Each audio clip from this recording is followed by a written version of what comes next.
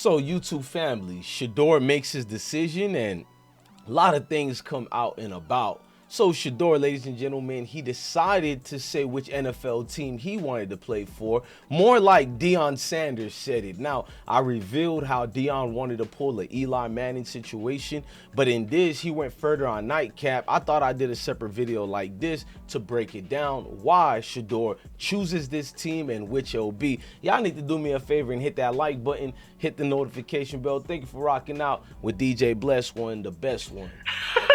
I've been broke so many times, I don't know what to believe. Mama say it's my fault, I wear my heart on my sleeve. Niggas bless up on my...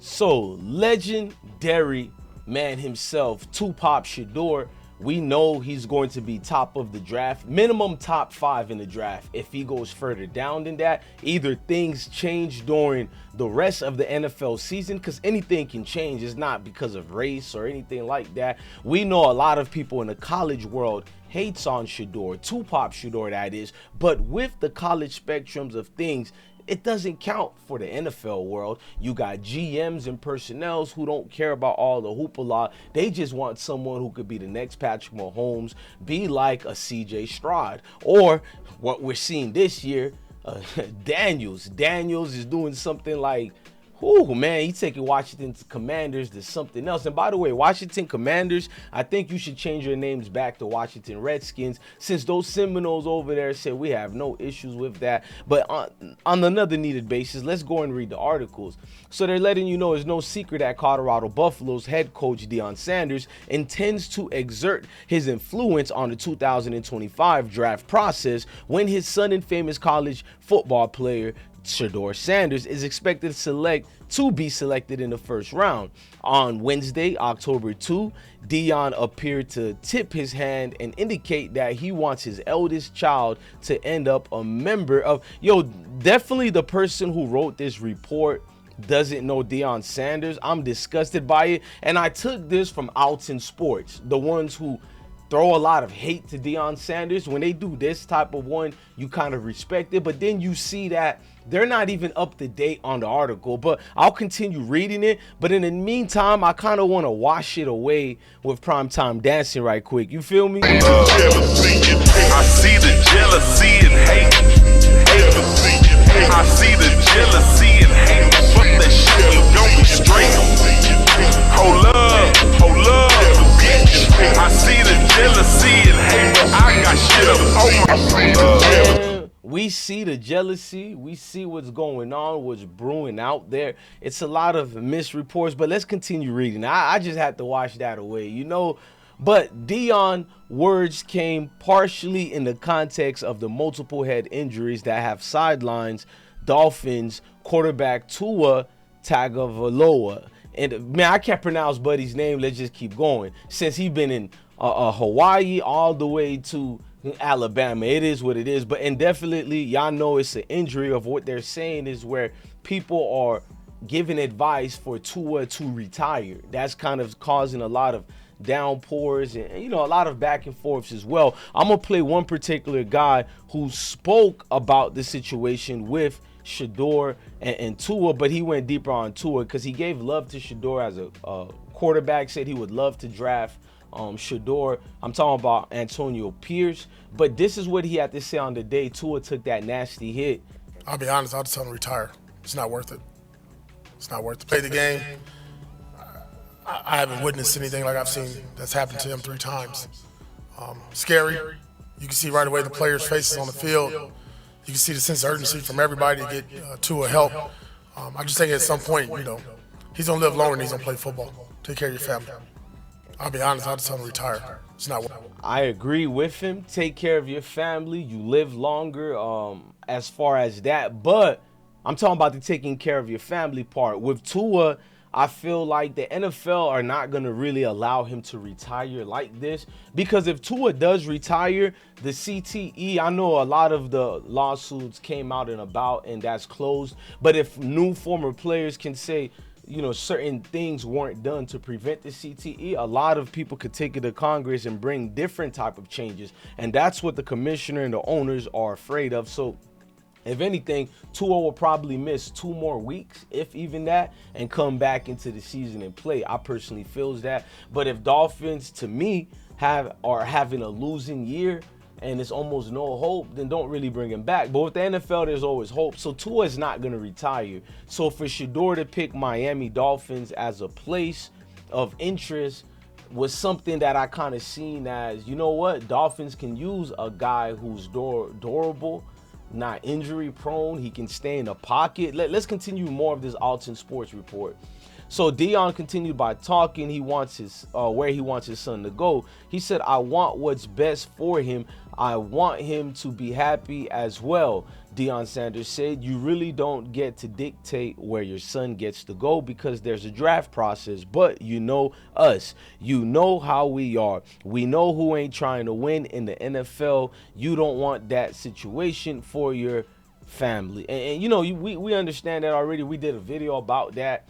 There's nothing wrong in the eyes of me to what Archie Manning did for Eli Manning. A lot of players would love to be in a situation, and not only Eli got to do this, we seen the same case for Stevie Francis, but the only difference was people felt some type of way of Stevie Francis and made a hoopla about it, but while the other guy, Eli Manning, was adored and applauded not to go to San Diego Chargers. So make it make sense. So with Deion being vocal and braggadocious about where he wants Shedeur to be, I far more than accept it as well. But let's continue reading more. Now, Miami Dolphins are 1-3 and has lost both contest since Tagovailoa went down with the third confirmed concussion of his career, which is, I think that's a lie. I think he has more than that. Most NFL players have severe concussions and don't report them because if the refs didn't find these concussions, they keep going forward with it. But let's keep reading more. It says it's confirmed his third concussion during Buffalo Bills during week 2. Now, should the losing continue, the Dolphins could easily end up with a top 10 pick.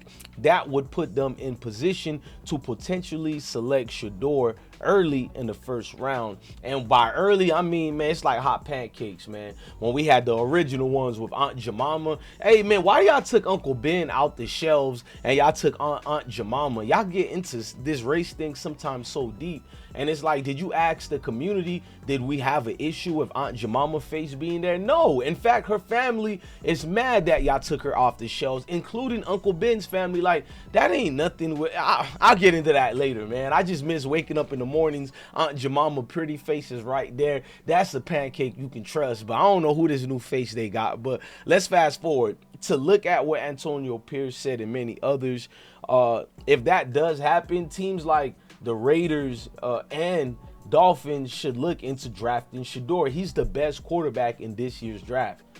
Far by none, man. You can argue with me about the upcoming players such as Dylan Raiola, Nico, Ark Manning. That's cool, but they're not in this draft. You feel me? We're talking about 2025. Hell, Shedeur would have been a top 3 quarterback pick last year's draft. When you having McCarthy from Michigan getting drafted, I urge you not to hear scrub quarterbacks like Johnny Manziel trying to say something towards Shedeur. It lets you know what the real push is. Like, just to even hear that. In fact, I think Shedeur, if he does well against Kansas State tomorrow, which I think he will, I think furthermore discussion should be as far as Shedeur, Tupac Shedeur, in the same discussion as, Travis with his NIL deals and Heisman. But I think that Heisman award needs to be up there with Shedeur and needs to be said and talked about, because Shedeur is definitely influential towards the team, other young men, but also the win column. To have a quarterback who's durable, who can stand in the pocket and not freeze up, makes you wonder why guys like Johnny Manziel want to critique a Shedeur when he freezes it up at any given moment when he went to the NFL route. So you can't trust these guys who take off and run all the time. Shedeur's not really a runner. He pulls off a Patrick Mahomes where they're moving and they're they're a dual threat quarterback as far as being dual in the pocket. They don't just stay in one stagnated place like the quarterbacks from the 90s who had all these common injuries, but all of a sudden guys are telling us about running quarterbacks are the ones who get injured. You mean like RG3, who was purposely, well, not purposely, but he had coaches such as Kyle Shanahan and his father who deliberately, to me, called wrong play calls and caused them to get hurt. But we're not going to get into that. We can indulge into more things, but I've seen more pocket quarterbacks get injured than running quarterbacks. When you look at a Dan Marino, who I love and favor more, and I've worked for Dan Marino, he got injured because he wasn't a dual threat, and he didn't need to be a dual threat. You know what I mean? But Shedeur is from the backgrounds of a Dan Marino, Tom Brady type. You know, it's Brady time because he plays that play style. He's a pro-style quarterback since the Pop Warner days. He's not a dual threat quarterback, but if you must call a quarterback that, we know why you label some of them that. It's either going to be 20% credit or 80% something to denigrate them and critique them. But looking at all this, man, like I said, one thing about the prime effect. And backtrack for a moment. If someone wants to paint Colorado and Deion Sanders in a negative light, it's going to be that times 10 because of the prime effect. If someone wants to paint him in a positive light, it's going to be that times 10 because of the prime effect. So because of the prime effect. Now, when I see Shedeur doing this thing and I tell y'all to give me my theme song, before we do that, let's get Shedeur's theme song right quick. Tupac Shedeur.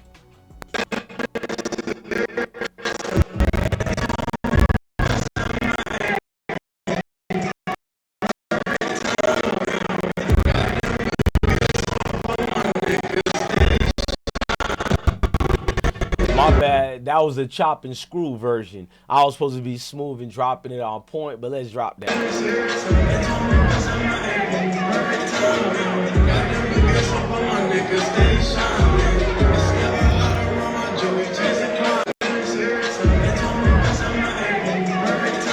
Boys got lit. That Hail Mary play is going to live for a while, man.